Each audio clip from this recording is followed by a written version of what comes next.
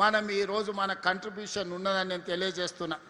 అలాంటిది అన్ని ఆలోచన చేసి ఈనాడు ఈ ప్రక్క నుండే మైపాల్ యాదవో లేకపోతే జగదీష్ గౌడో లేకపోతే గంగాధరో ఇంకో కార్పొరేటరో పని ఉంటే ఎక్కడో హైదరాబాద్కి వెళ్ళాలి. ఈ బస్తీలలో ఉండేటోళ్ళు ఎవరనుంటే గోపన్పల్లి తండా నుంచి చిన్న పని ఉంటే ఎక్కడికో వెళ్ళాలి. అక్కడికి వెళ్తే గుర్తుపడతారో లేదో మనకు తెలియదు. మన సమస్యలు వాళ్ళకి అర్థమవుతాయో అర్థం కావో మనకు అర్థం కాదు.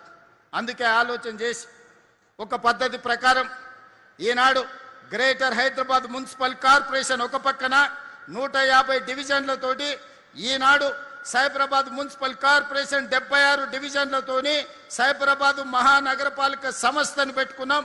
74 డివిజన్లతోని మల్కాజ్గిరి మున్సిపల్ కార్పొరేషన్ ఏర్పాటు చేసుకున్నాం.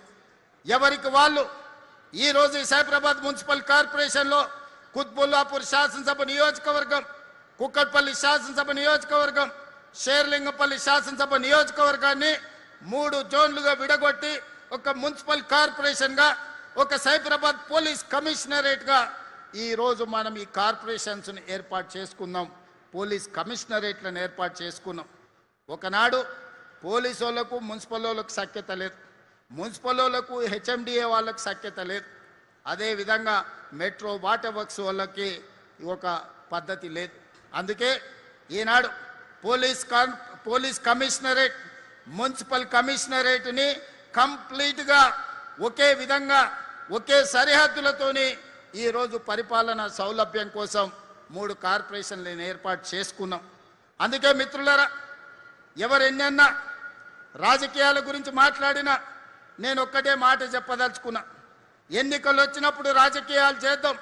2029 ఎన్నికల్లో ఎవరు ఏమవుతారో, ఎవరిని ప్రజలు ఆశీర్వదిస్తారో 6 నెలల ముందు రాజకీయాలు మాట్లాడుకుందాం. రాబోయే 2 సంవత్సరాలు రాజకీయాలకు అతీతంగా, పార్టీలకు అతీతంగా, జెండాలకు ఎజెండాలకు అతీతంగా మన ప్రాంతాలను అభివృద్ధి చేసుకుందాం.